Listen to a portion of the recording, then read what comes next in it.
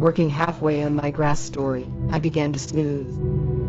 Climb the stairs of our house and lay down on bed as if I would never get up again. Every moment was the nastiest part of my life.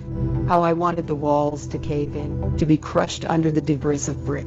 Those old things I continually arranged, the things I had saved the most. Vague old memories. The yellowish pages of my son's sketches, and patchy episodes of his fancies. The furtive notes my daughter scribbled on loose pads, and those exhausted gadgets the elder son of mine had bragged about.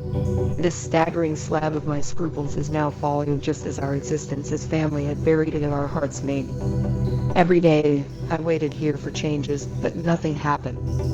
The sun would work its way across the walls, the late evening light fade and darken our room. Oftentimes I grew chilled and my bones began to ache. Those finished stories still failed my muse, I knew. There were lots of loose ends. I should have written more without wasting a single moment. Is there nothing more to write, and nothing more to do? I could not bear my own glances at the mirror, and the dull despair in my eyes. My muse was dead. And so it's my entire fault.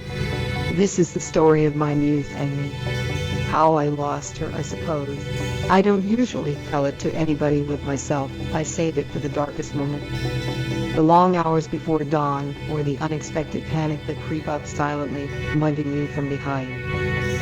That's when I repeat it again and again, revisiting each small detail, hoping I might change the past. How I wish that the past had been erased. I was pretty full of myself back in those days. I thought that life was a cinch, that everything I did was balanced and charming. I peered horrified at the realization when I glimpsed back at carcasses of my deed. There was a thump, an agonizing rush of speed, and lingering doubt of my actions. But life around does not really stop, however much others want it to. Like me. Most of my beloved personas were gone. Even then, in the bleakest places, where feelings have been bricked up and nothing can retreat, those green shoots of grass still push their way through. Is life really persistent as that? Deeply, the guilt of giving up lay like thick dust over everything, obscuring each color and texture of my life before long. I was so mean to life, though I blame myself. Even if I utter my regret, my muse looks sadder than me, as if begging, please tell the stories. Then I always clung to lame excuses, ignoring the truth. The stories are mine. Days slipped, went bitter, the fire in me faintly surviving. Still, a voice tells me things are not totally forgotten, just processed and stored, maybe. My huge desire is bursting, and standing before me is a file of uncertainties. I was found and still lost.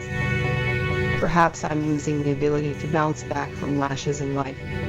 However, this must be an awakening spirit, unfolding the resilience I much need. Such attitude was tremendous journey towards reality. I immersed in the challenges and the goals I want, despite the strain of discerning which are attainable or not. Once again, I wanted to hit the brick wall, step back and reset my place in the sun. More likely, task like this rewards me strange glory, the one which fate plunges me to the well of despair. Nevertheless, my muse sent me back to the place I was meant to be.